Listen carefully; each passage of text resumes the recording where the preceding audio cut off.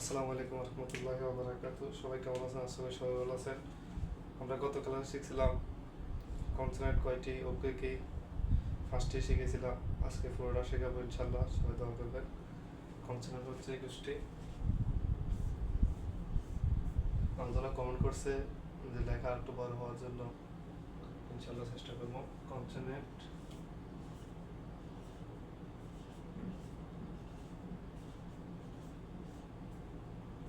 Consonant হচ্ছে কয়টি? 21টি। Consonant 21টি আমরা বাংলা উচ্চারণ শিখবো। বাংলা উচ্চারণ, বাংলা উচ্চারণ, বাংলা উচ্চারণ। হ্যাঁ, আমরা গত ক্লাসে ফার্স্টে শিখেছি, আজকে পুরোটা শিখাবো। যেমন বি,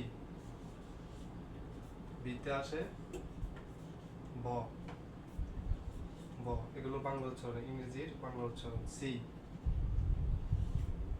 সিতে আসে ক, স,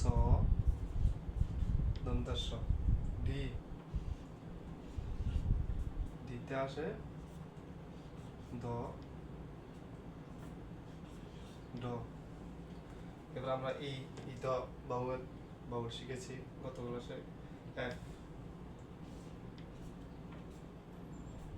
এতে আসে ফ, ফ। জি, জির উচ্চারণ বেশিরভাগই গ হয়। গ, বর্গীয় জ, জ।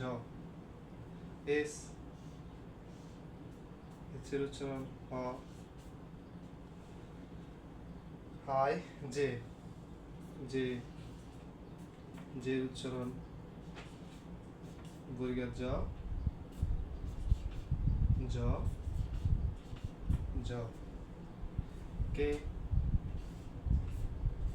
কে এর উচ্চারণ, কে এর উচ্চারণ কোনো সময় কে এর উচ্চারণ হয় না। কে এর পরে যদি এন থাকে কে এর উচ্চারণ হবে না। এটা আমরা পরবর্তী ক্লাসে আস্তে আস্তে বলবো ইনশাল্লাহ। কে এর উচ্চারণ ক। এল, এল এর উচ্চারণ ল।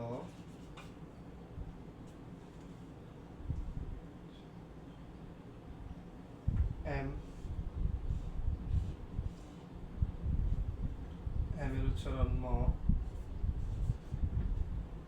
এন,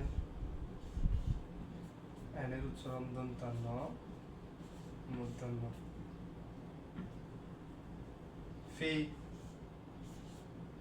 ফির উচ্চারণ ফ, ফ। বেশিরভাগ এই ফিতে এফ। কিউ,